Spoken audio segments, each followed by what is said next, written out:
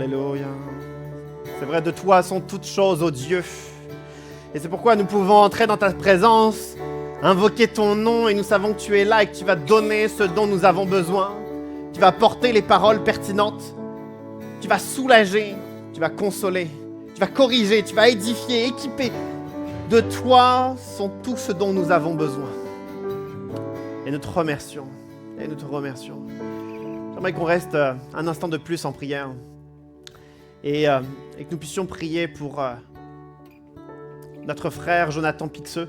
Il y a plusieurs heures maintenant, hier, Jonathan a perdu son épouse, Josiane, après plusieurs semaines et particulièrement plusieurs jours difficiles. Il y a une part évidente de tristesse, mais la foi de Josiane nous assure qu'aujourd'hui elle se réjouit. Elle est entrée pour l'éternité, elle est face à toi, ô Dieu, et elle est infiniment plus heureuse face à face avec toi. Alors nous voulons que sa foi se transmette jusqu'à nous et que nous aussi nous puissions nous réjouir de la place qu'elle a. Nous voulons te prier pour Jonathan, pour toute sa famille, leurs enfants qui étaient présents. Tous ont la foi, tous te connaissent. Je te prie que cette foi se concrétise par une paix, par de la reconnaissance de ce que tu as pu faire dans leur vie.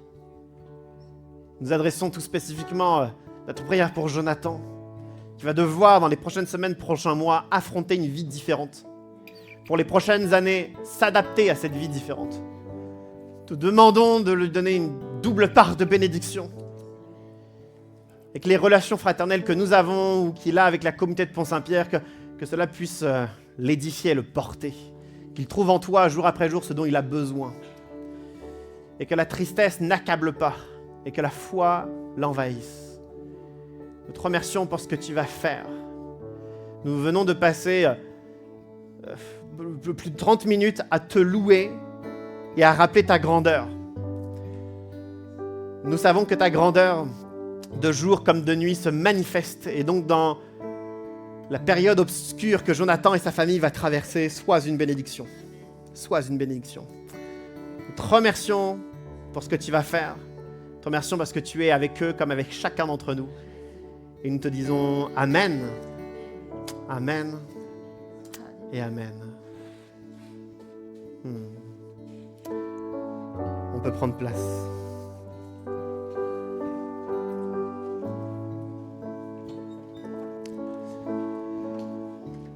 Nous venons de prier pour Jonathan Pixeux, mais je souhaite que nous puissions reprier encore et encore. Jonathan et Josiane, c'était évidemment un binôme, un couple et un binôme de foi. Aujourd'hui, Jonathan se retrouve seul, que nous puissions prier pour eux. Si vous avez leur contact, n'hésitez pas à leur envoyer des messages de bénédiction, d'encouragement. Ils ont besoin d'être portés, donc n'hésitez pas. Et si vous avez besoin de leur contact, je peux aussi vous le donner. Il sera heureux de recevoir des encouragements et des bénédictions de l'Église. On n'a pas tout de suite maintenant des informations concrètes sur une date d'inhumation, mais sans doute que dans les prochains jours, on aura. Ceux qui sont intéressés, écrivez-moi et puis on vous donnera les informations. Merci à toute l'équipe de Louange pour ces moments où, chant après chant, on est dans la présence de Dieu, on apprend de sa présence, on grandit dans sa présence. Je vais ouvrir dans un instant la Bible, sa parole, car comme vous le savez, nous sommes depuis 2 semaines maintenant dans notre nouvelle série qui s'intitule Archéo, qui signifie en grec, vous vous en souvenez tous, suffisamment fort. C'est la définition en grec. Ça ne veut pas juste dire fort. Archéo ne signifie pas simplement que Dieu est puissant, que Dieu est fort, que Dieu est pertinent. C'est plus que ça. C'est que peu importe la quantité d'adversaires que nous aurions, peu importe la complexité des situations, peu importe les charges écrasantes que nous aurions, peu importe les combats à mener, extérieurs comme intérieurs, peu importe, Dieu est toujours fort, toujours et étonnamment plus fort, plus pertinent. Cette série nous pousse à faire confiance à Dieu quoi qu'il arrive. Quoi qu'il arrive. Nous savons tous que face à un petit défi, une petite charge, nous faisons facilement confiance à Dieu. Mais quand les épreuves s'enchaînent, quand les douleurs restent, Il est possible que notre foi devienne fragile, vulnérable. Le but de cette série, c'est de faire confiance à Dieu, quoi qu'il arrive. N'est-ce pas? Quoi qu'il arrive. J'aime, la semaine dernière, le fait qu'on ait souligné, lorsque l'apôtre Paul parlait dans 2 Corinthiens au chapitre 12, de ces douleurs qui restaient, qui ne disparaissaient pas. Il n'était pas délivré de sa douleur. Et pourtant, la force de Dieu se manifestait et il était capable de traverser cette période. Je suis fier que dans notre Église, nous ne disions pas une partie de la vérité. Nous ne disions pas que si on prie, on sera délivré. Si on a besoin de Dieu, Dieu va nous délivrer de tous nos problèmes, de tous nos défis. Ce n'est pas ce que nous prêchons. Nous prêchons complètement, c'est-à-dire que tantôt Dieu nous délivre comme on l'imaginait, tantôt Dieu ne nous délivre pas comme on l'imagine, mais quoi qu'il arrive, Dieu est là, et la façon dont il va répondre, la façon dont il va se manifester, ça va être pertinent, ça va être efficace, parce que Dieu est archéo, il est suffisamment fort. On va poursuivre dans cette série sur la force suffisante de Dieu, et j'aimerais qu'on lise un passage, c'est dans Exode au chapitre 13, on peut l'afficher, juste un point de contexte. Les Hébreux sont depuis plusieurs siècles en Égypte et au fur et à mesure, ils sont devenus esclaves en Égypte. Il y a eu un génocide quelques décennies avant, ils sont maltraités, il y a des tâches, ils sont abattus, désespérés et ils crient à Dieu et Dieu les délivre puissamment. Dieu va les délivrer de l'Égypte et de la main du Pharaon. À la seconde où ils sont délivrés, voici ce que le texte nous dit. Exode chapitre 13, voici ce que le texte nous dit. Lorsque le Pharaon laissa partir le peuple, Dieu ne le conduisit pas par le chemin qui passait par le pays des Philistins, même si c'était le plus direct. Dieu se dit en effet, le peuple pourrait éprouver des regrets en rencontrant la guerre et retourner en Égypte. Dieu fit donc faire au peuple un détour par le chemin du désert vers la mer des roseaux. Prochain passage. Les Israélites étaient partis d'Égypte en ordre de bataille et Moïse avait pris les ossements de Joseph car ce dernier l'avait fait jurer aux fils d'Israël en disant « Quand Dieu interviendra pour vous, vous ferez remonter mes ossements loin d'ici avec vous. » Et on fait une petite pause. Le Pharaon accepte de laisser partir le peuple. Après des décennies, des siècles d'esclavage, le peuple peut enfin partir. Il est au seuil de l'Égypte, il faut partir et le texte nous apprend qu'il y a un chemin direct, évident. C'est le chemin vers les Philistins qu'on appelle populairement le chemin côtier. C'est le long de la côte pour traverser la péninsule du Sinaï. C'est le chemin le plus direct. C'est même historiquement le chemin populaire, le chemin facile, le chemin que tout le monde connaît. Et Dieu dit, on ne va pas prendre ce chemin. On va faire un détour par un autre chemin qui s'appelle le chemin du désert. Bienvenue à l'église où Dieu nous fait quelquefois passer par le chemin du désert. Merci Dieu. Et ici, le peuple ne va pas passer par le chemin direct et facile, mais par le chemin du désert. Alors, nous ne sommes pas hébreux il y a plus de 3500 ans. Nous sommes lecteurs et nous avons lu et nous savons que si Dieu a demandé un détour au peuple, c'est parce que si le peuple serait passé par le chemin des Philistins, ils auraient rencontré la guerre contre les Philistins. Ils auraient avancé sur le chemin face aux Philistins, la guerre. Dieu veut éviter la guerre au peuple, il lui fait faire un détour. Ça nous parle alors fort de la fidélité de Dieu, de la souveraineté de Dieu, de la protection de Dieu, car au lieu que le peuple fasse la guerre, il le protège. Nous, lecteurs, nous savons tout cela. Nous, on lit l'histoire après qu'elle ait été faite, et on dit « Alléluia à Dieu, merci pour sa protection », mais les Hébreux ne le savent pas. Et au fur et à mesure de chacune des étapes, souvent le peuple ne connaîtra pas les plans de Dieu. Ici, voici ce que les Hébreux sont en train de vivre. Ils sortent de l'esclavage d'Égypte, enfin libérés, et la première chose qu'ils savent, c'est qu'ils vont devoir entrer dans une nouvelle période éprouvante, le désert. Pourquoi ne prenons-nous pas le chemin facile? Pourquoi devons-nous nous subir une nouvelle période d'épreuve? Pourquoi le désert? Pourquoi la difficulté?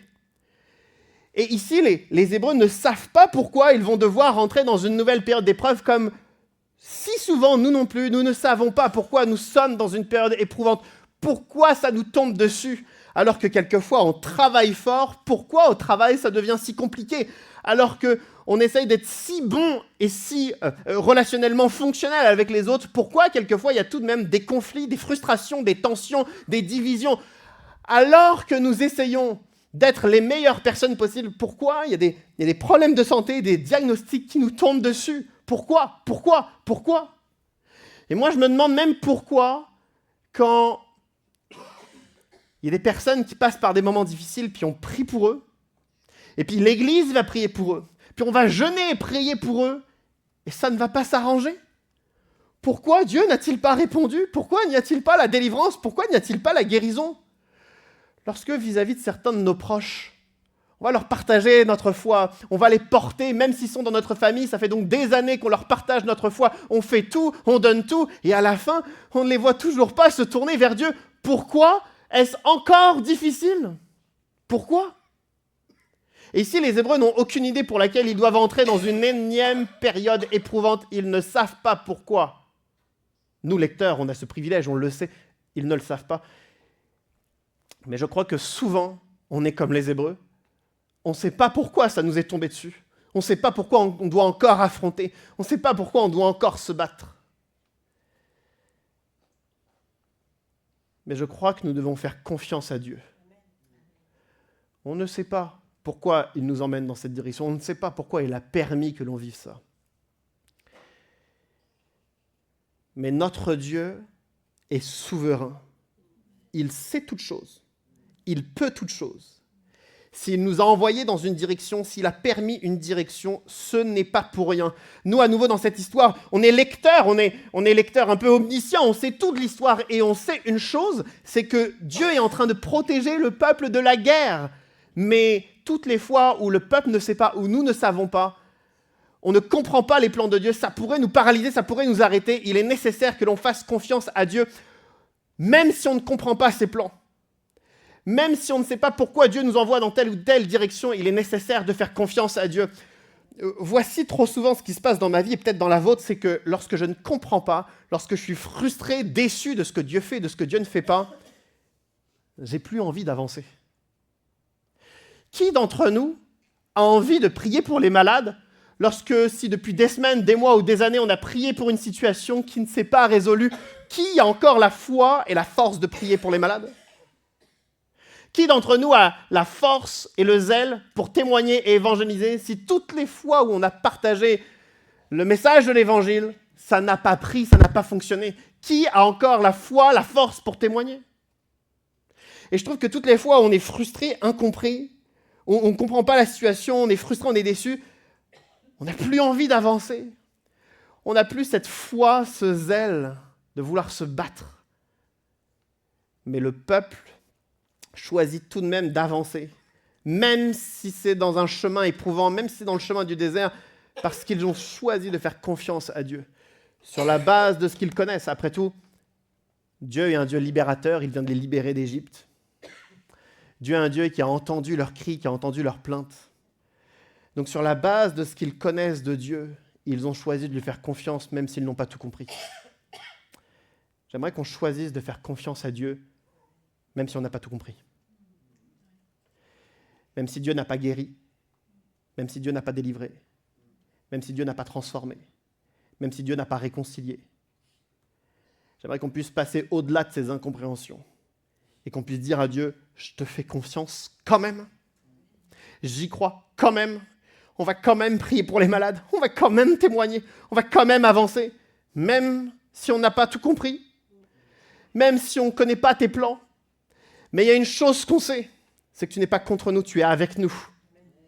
On ne voit pas les protections, on ne voit pas toutes les guerres que tu éloignes de nous, on ne voit pas toute l'adversité que tu repousses, on ne voit pas tout cela.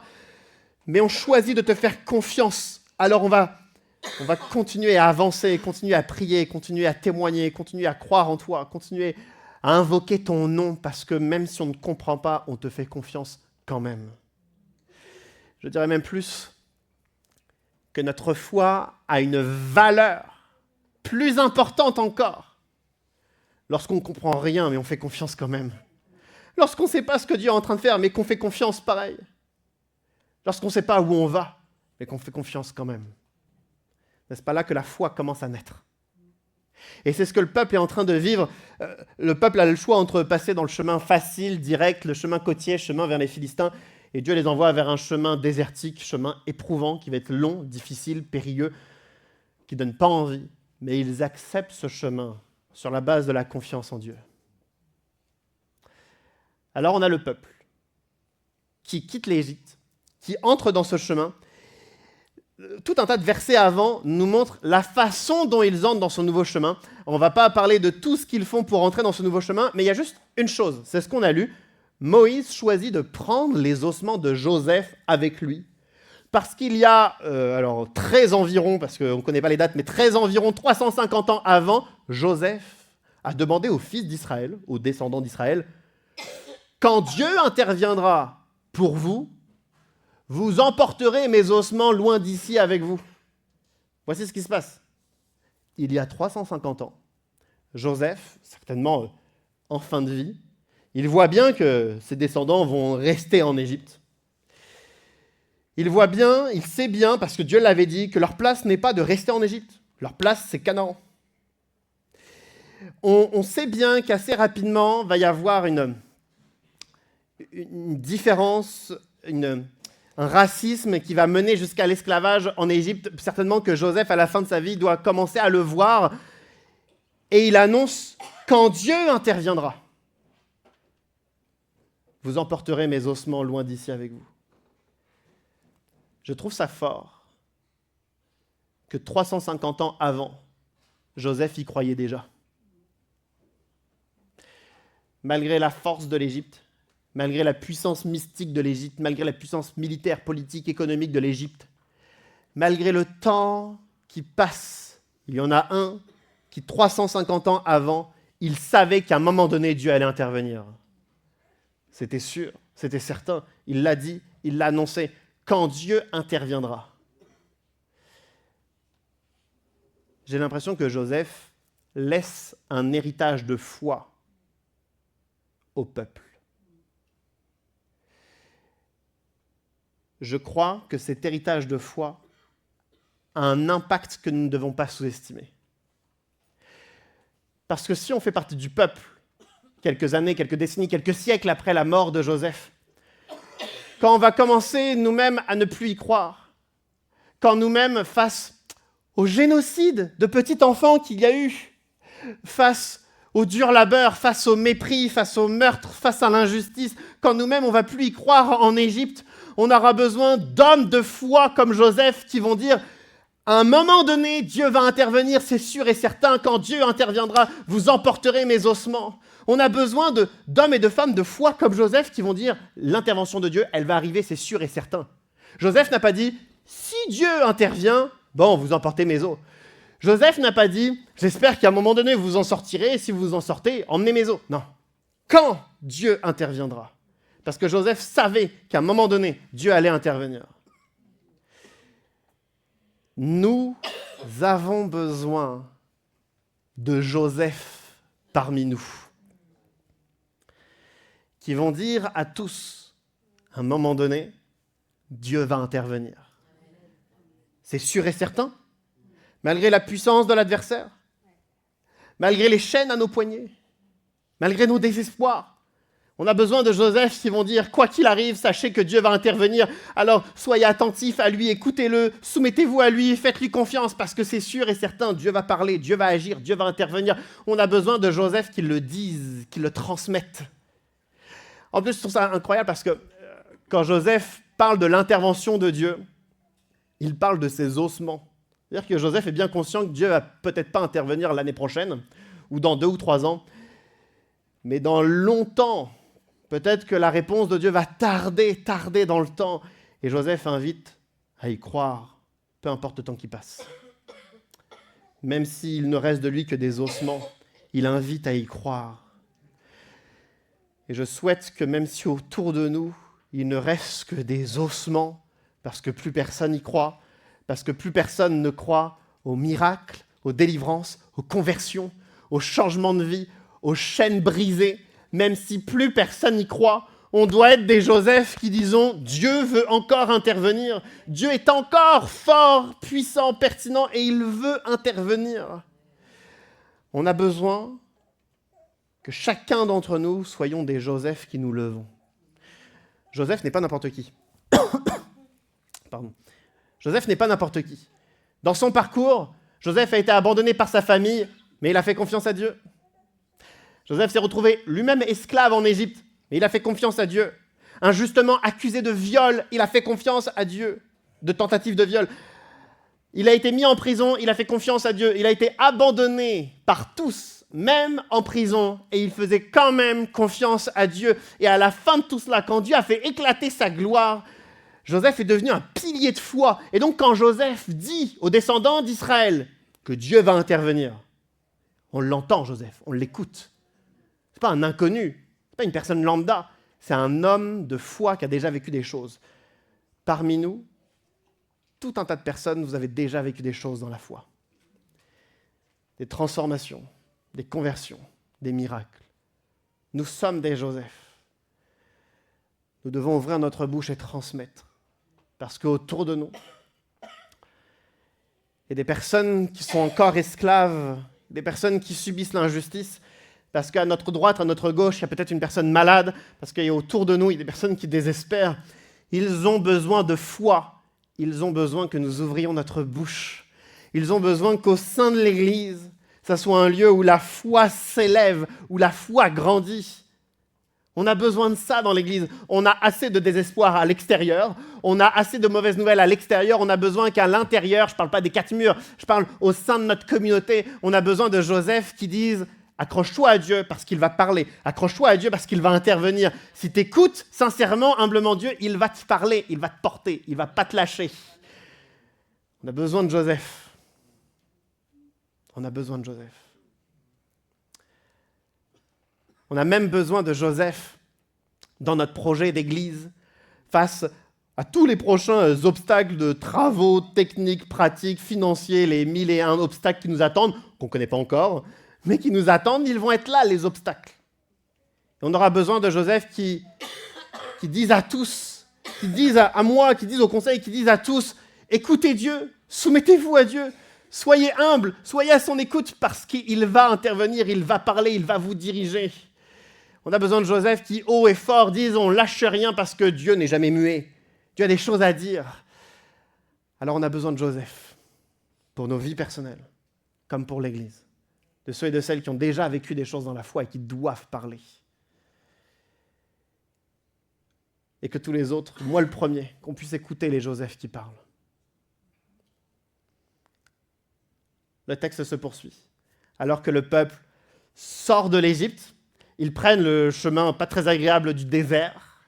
Ils ont pris les ossements de Joseph, ils sont pleins de foi, ils avancent. Voici ce que le texte nous dit, c'est les versets qui suivent. Ils partirent de Sukkot et campèrent à Étam, à l'extrémité du désert, donc à l'extrémité de l'Égypte. L'Éternel allait devant eux, le jour dans une colonne de nuée pour les guider sur leur chemin, et la nuit dans une colonne de feu pour les éclairer, afin qu'ils puissent marcher jour et nuit. La colonne de nuée ne se retirait pas de devant le peuple pendant le jour, ni la colonne de feu pendant la nuit. Incroyable. Il faut comprendre la scène. Ils choisissent de sortir de l'Égypte, et à ce moment-là, il y a une colonne de nuée qui apparaît. Alors moi, ça fait 4 jours que je me demande, c'est quoi une colonne de nuée ? Avez-vous déjà vu une colonne de nuée ? Avez-vous déjà vu une colonne de feu la nuit ? Ils ont vu ça jour et nuit. Il n'y a pas une heure qui passe sans que la colonne disparaisse. Le texte, l'auteur est presque lourd de répétitions, de dire Dieu est là, pas juste là, il est devant eux, pas juste devant eux. Colonne de nuée, même colonne de feu la nuit. Et au cas où on n'a pas compris, il nous précise qu'elle ne s'en va pas à la colonne de nuée et que la colonne de feu ne s'en va pas. L'auteur est presque lourd d'insistance pour nous dire que continuellement, Dieu est là sur leur chemin. Incroyable. Dieu est là sur le chemin du désert. Si ils étaient sur l'autre chemin, chemin des Philistins, chemin côtier, chemin facile, le chemin direct, est-ce qu'il y aurait une colonne de nuée ?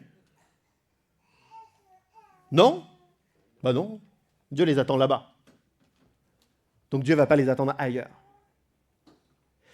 Quand je vois à quel point Dieu veut se manifester, clarifier sa présence, une présence évidente sur ce chemin du désert,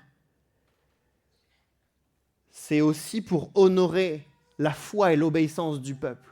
Le peuple a choisi le bon chemin, alors Dieu est là, continuellement, manifestement. Mais je vois dans ce passage un appel à la repentance. Pour nous qui n'avons pas pris le bon chemin. Dieu nous demandait d'aller à droite, on n'y a pas été. Dieu nous demandait de dire des choses, on ne les a pas dit. Dieu nous a demandé de faire des choses, on ne les a pas faites. Dieu nous a demandé de pardonner, on n'a pas fait. Dieu nous a demandé d'arrêter de faire des choses et on continue à les faire. Dieu nous a demandé de traiter avec lui certains sujets, on ne les a pas traités. On s'est entêté, on a pris des chemins qui n'étaient pas les siens.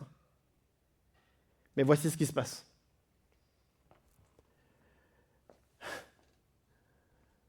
Je suis encore trop souvent le spécialiste de celui qui fait le mauvais chemin et que quand je me rends compte que j'ai désobéi à Dieu, je demande pardon à Dieu avec des très très beaux mots et je demande à Dieu, est-ce que tu peux envoyer ta nuée et ta colonne de feu là sur mon chemin?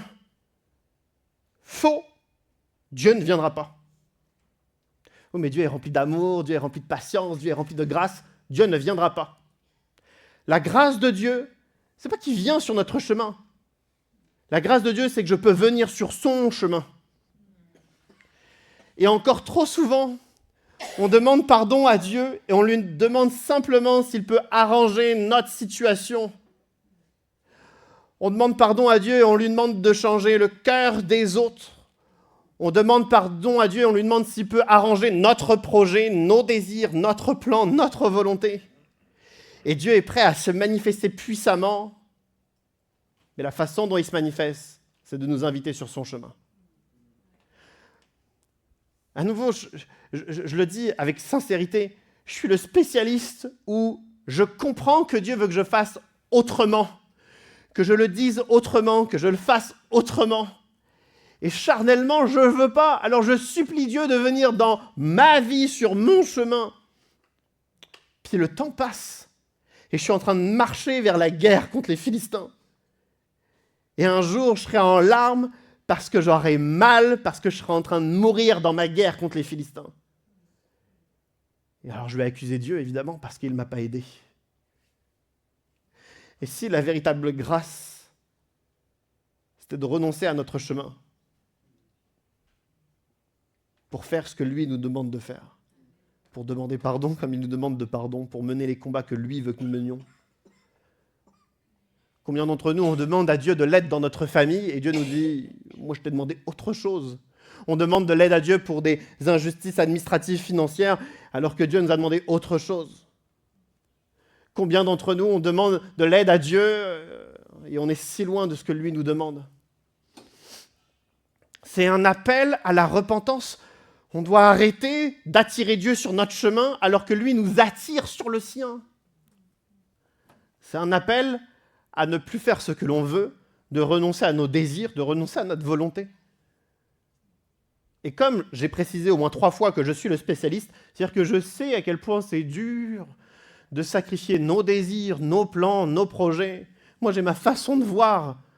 Je veux faire comme ça. Par nature, mon caractère, c'est ceci, c'est cela, je ne changerai pas.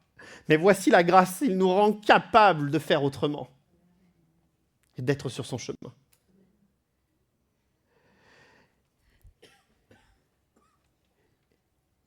Et presque, je trouve ça presque trop beau, tous les efforts que l'auteur fait pour souligner avec insistance que jour et nuit, Dieu est là continuellement sur ce chemin du désert. Dieu est là, colonne de nuée et colonne de feu. La colonne de nuée ne s'en va pas, la colonne de feu ne s'en va pas. À quel point l'auteur insiste, c'est pas pour rien. C'est parce que quand nous sommes sur le chemin côtier, le chemin des Philistins, le chemin facile, parce qu'on n'a pas envie de faire la volonté de Dieu, charnellement, on s'éloigne de Dieu quelquefois. Quand on est sur cet autre chemin, le chemin désertique ne nous intéresse pas, parce que ce n'est pas notre façon de voir, ce n'est pas comme ça qu'on veut faire, on n'est pas prêt à ce genre de sacrifice, on n'est pas prêt à renoncer.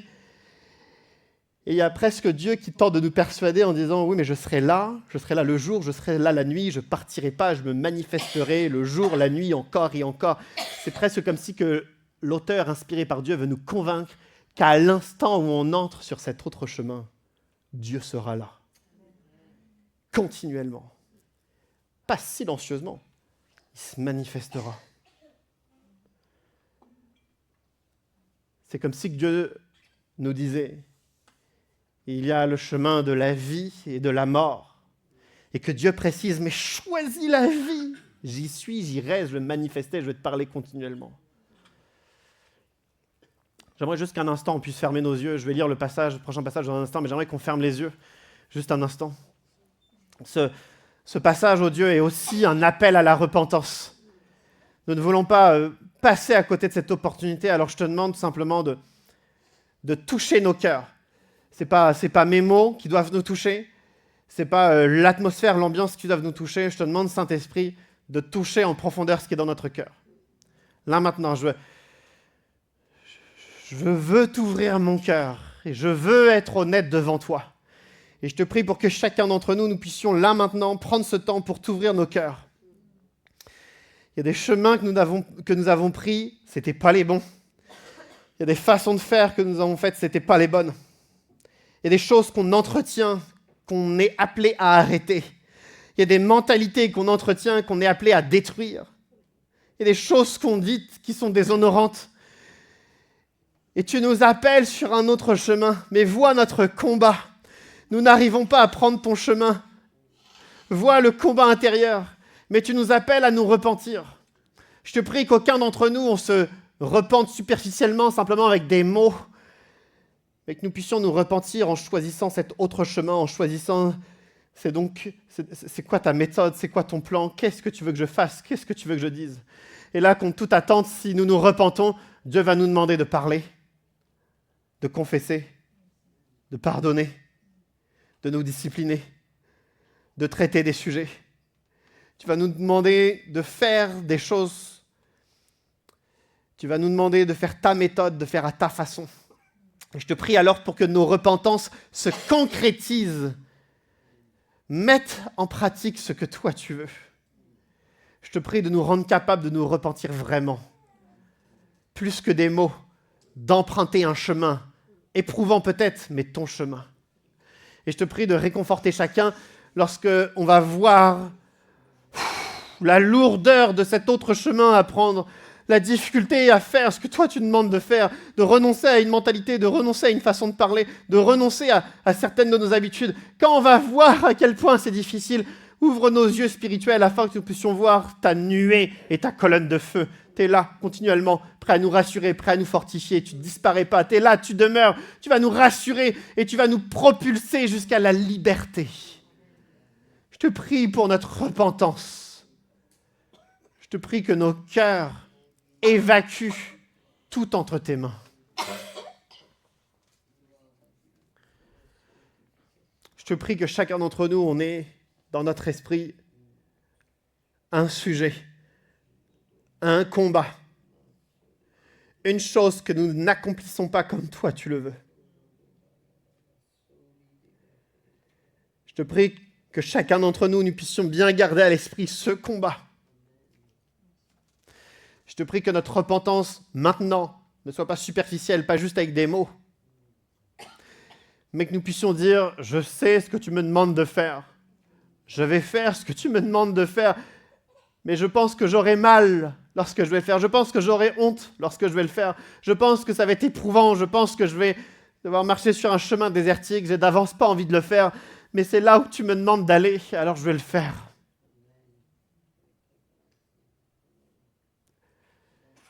Tu es archéo. Tu es suffisamment fort pour nous libérer. Merci de ce que tu vas faire.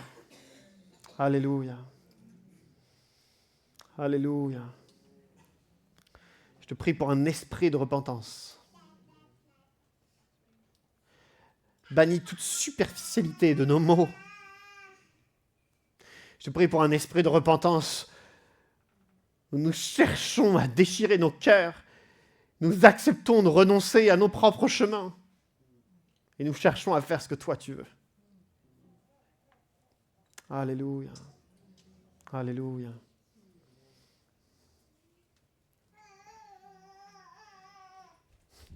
quand je pense au peuple qui est en train de sortir d'Égypte. Le matin, lorsqu'il sort de sa tente, il voit la colonne de nuée. Le soir, lorsqu'ils sont arrivés et qu'ils sont en train d'installer leur tente, il voit la colonne de feu. Minute après minute, heure après heure, c'est là. Et moi, je rêve de ça.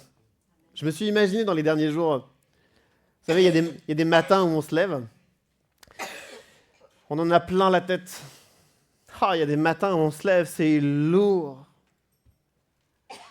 Et je m'imagine me lever le matin avec cette lourdeur, avec ces combats, puis je m'approche de la fenêtre, j'ouvre les rideaux, une colonne de nuée, là, monumentale, devant moi, de me dire, oh, Dieu est là. Ok, Dieu est là. Qu'est-ce qui est trop lourd? Dieu est là, colonne de nuée. J'imagine quelquefois, dans les ténèbres de nos pensées, dans les ténèbres de nos combats, les combats intimes, les combats secrets que personne ne connaît, on est là et puis on les ressasse, on les travaille, on voit qu'il n'y a pas d'issue, on voit que c'est lourd. Et on ouvre les yeux dans l'intimité de ces combats et on voit la colonne de feu qui brille dans les ténèbres de nos pensées. Dieu est là. Et puis je me suis fait une propre leçon à moi-même et je me dis que je n'ai pas à rêver de cette colonne de nuée ou de cette colonne de feu.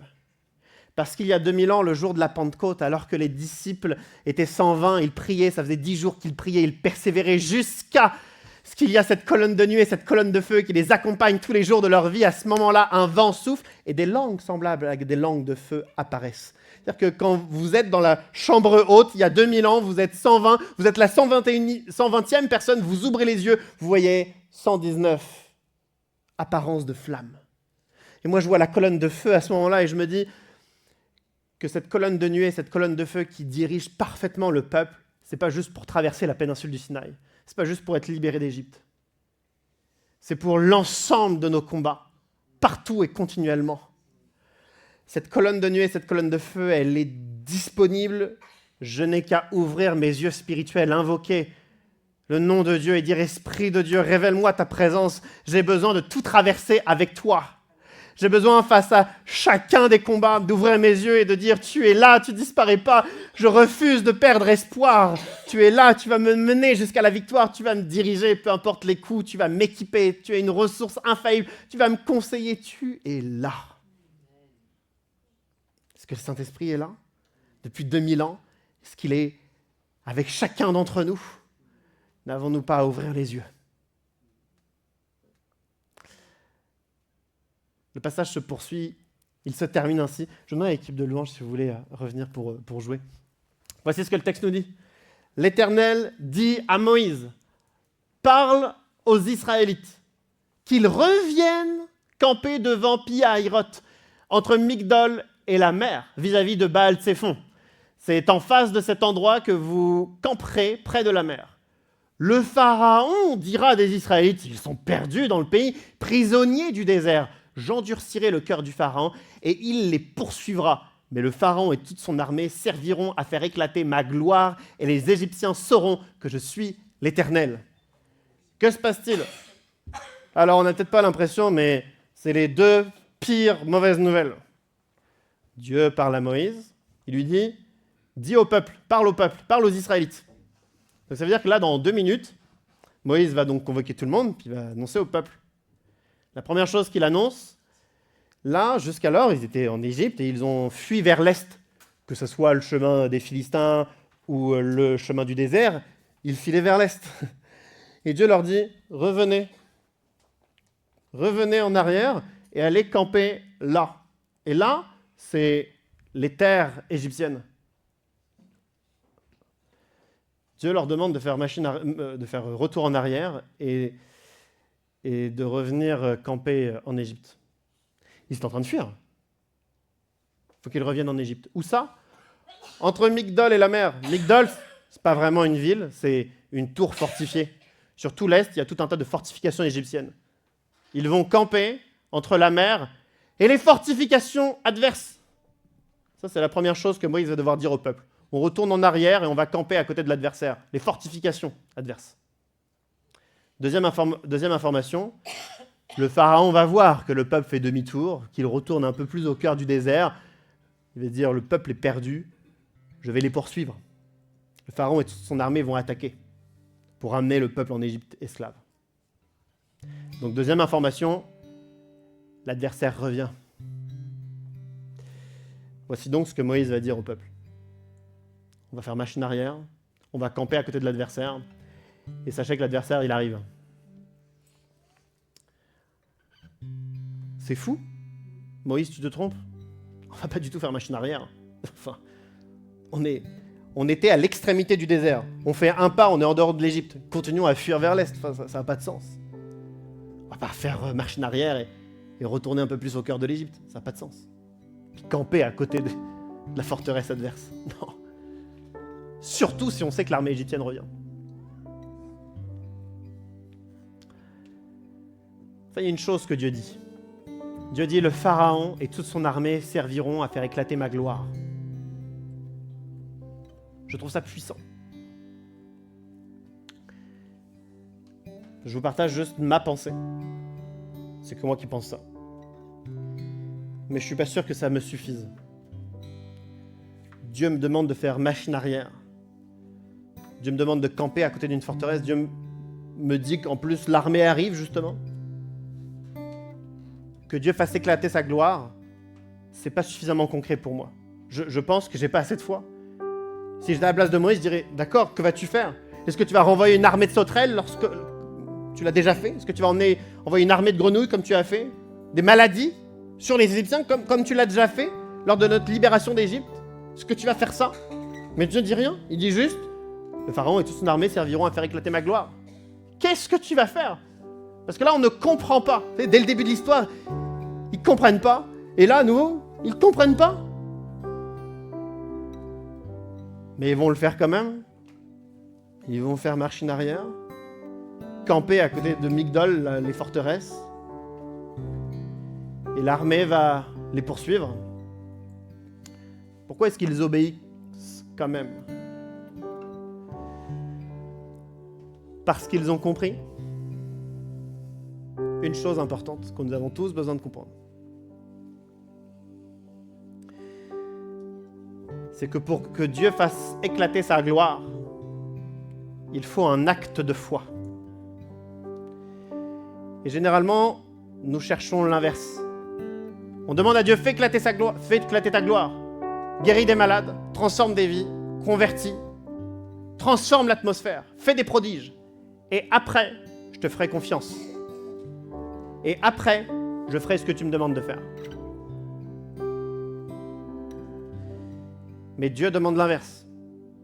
Dieu dit, dormez à côté de la forteresse, campez à côté de la forteresse, sachez que l'armée arrive, et je ferai éclater ma gloire. D'ailleurs, quand Dieu parle de faire éclater sa gloire, il parle d'envoyer un ange pour guider le peuple, il parle que l'ange va finalement venir entre l'armée et le peuple pour empêcher l'armée d'atteindre le peuple. Il parle d'un des bras de la mer Rouge qui va être totalement asséché par un vent de l'Est. Il parle que cette même mer va revenir lorsque l'armée égyptienne va passer. Lorsque Dieu parle de faire éclater sa gloire, il le fait vraiment. Encore faut-il cet acte de foi. Encore faut-il être dans l'obéissance à Dieu. Je vais faire ce que tu me demandes de faire, même si j'ai pas d'indice. Même si je ne suis pas habitué à voir ta gloire éclater, même si je ne suis pas habitué à voir des prodiges, des miracles, je vais te faire confiance. Et cet acte de foi va générer l'éclat de la gloire de Dieu.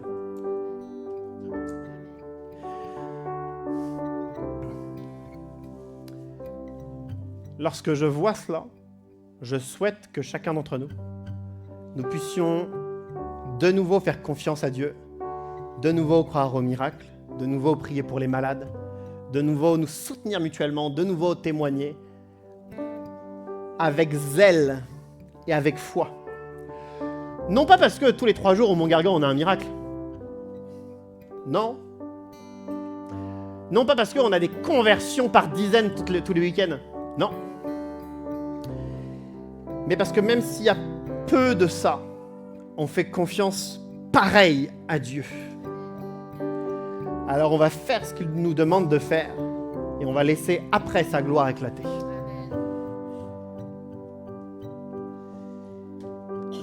Les uns les autres, on a des défis, on a des combats individuel et en Église, il faut qu'on les vive dans la foi. Et sa gloire éclatera après. J'aimerais que sur ce sujet, on puisse prier ensemble. Alors je vais vous demander à tous de vous lever. Puis on va prier pour cela. On va prier pour notre foi. C'est vrai, très souvent, Dieu, il nous arrive de nous décourager, de ne plus prier pour les malades, de ne plus espérer, de ne plus croire aux conversions, donc de ne plus témoigner. Il nous arrive de rester paralysés par l'incompréhension, par la frustration. On aimerait tellement que tu fasses tout seul. Mais tu nous as inclus dans ton plan. Tu nous as demandé de prier, tu nous as demandé de témoigner, tu nous as demandé de briller. Alors je te prie pour notre foi et je te demande que notre foi grandisse. Que nous ne soyons plus de ceux qui attendons les miracles, qui attendons les manifestations, mais que nous soyons de ceux qui soyons dans l'obéissance et la foi. L'obéissance et la foi sont plus précieuses que tes manifestations. On est dans la confiance en toi, on sait que tu vas te manifester après, mais je te prie que nous soyons de ceux qui te faisons d'abord confiance. Je refuse d'applaudir le réveil de demain, mais je veux que nous soyons l'auteur de ce réveil avec toi. Je refuse d'applaudir les miracles des autres, mais je veux que ma foi se manifeste avant. Je refuse juste de me réjouir des conversions autour de nous, mais je veux être d'abord un témoin qui te fait confiance à l'efficacité que tu vas donner à notre témoignage. C'est vrai, tu as demandé de l'obéissance au peuple avant que ta gloire éclate. Tu nous demandes à nous aujourd'hui de te faire confiance et d'être dans l'obéissance. Alors, que tu nous demandes l'obéissance, je veux avoir cette foi, cette confiance en toi, en ton archéo, en ta force suffisante pour obéir et faire ce que tu me demandes de faire. Je veux te prier pour les combats de chacun d'entre nous. Combats personnels, de famille, de travail, combats dans la santé, combats dans notre spiritualité. Tu vois l'ensemble des combats, des fatigues, des coups durs, des douleurs, des deuils. Nous voulons traverser ces combats avec toi. Nous voulons te faire confiance et nous disons que ta gloire va éclater dans nos combats. Nous n'attendons pas la résolution de nos combats pour que ta gloire éclate. Nous savons, quoi qu'il arrive, que ta gloire va éclater. Alors aujourd'hui même, nous sommes déjà en paix, nous sommes déjà sereins. Et nous disons que nous sommes dans la joie. Merci d'avance de ce que tu vas faire. Travaille nos cœurs afin que nous te fassions confiance. Amen, amen et amen. En te voyant, nous retrouvons la force de vie. Quand nous sommes en ta présence, nos craintes fuient. En te voyant, en te voyant, nous retrouvons la force de vivre. Quand nous sommes en ta présence, nos craintes fuient, elles s'enfuient. Hosanna,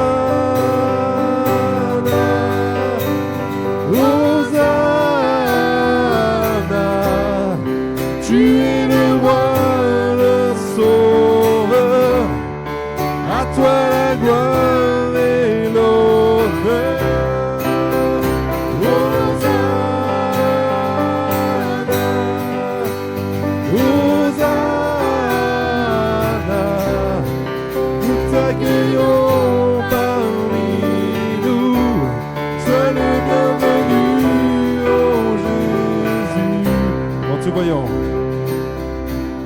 En te voyant, nous retrouvons la force de vivre. Quand nous sommes en ta présence, nos craintes fuient. En te voyant, nous retrouvons la force de vivre. Quand nous sommes en ta présence, nos craintes fuient, elles s'enfuient. Hosanna, Hosanna, tu es le roi, le sauveur, à toi la gloire et l'honneur.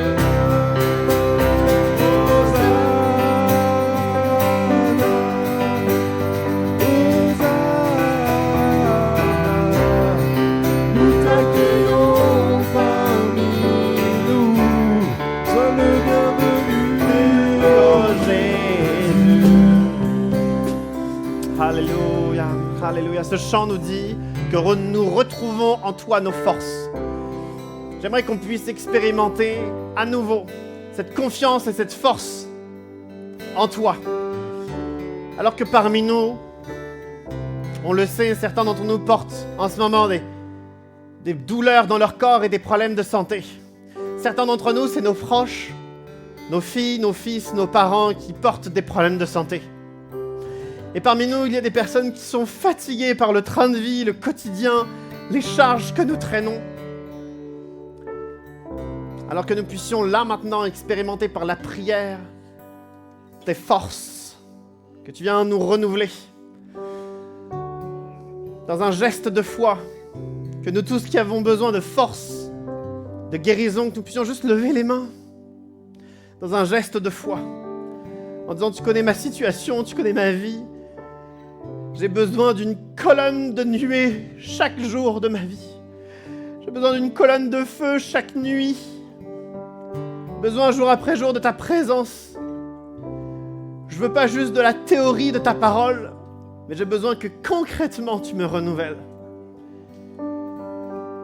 Esprit de Dieu, tu es notre colonne de nuée, notre colonne de feu la nuit. Viens marquer notre quotidien par ta présence. Tu es une colonne monumentale, titanesque, qui vient nous rassurer, qui vient nous dire bon chemin. Je t'ai demandé pardon, j'ai décidé de faire ce que tu me demandes de faire. Alors je veux m'attendre à ta présence, colonne de nuit et colonne de feu dans mon quotidien. Jour et nuit, réconforte-moi, fortifie-moi, restaure mon corps. Et nous rappelons par la Sainte Seine que tu as vaincu la mort. Nous avons rappelé que tu as vaincu le Pharaon, toute son armée, que tu es au-dessus de tout. Alors, parce que tu es au-dessus de tout, vainc nos adversaires et restaure-nous. Dans le nom de Jésus, Tout-Puissant. Amen. Amen. Amen.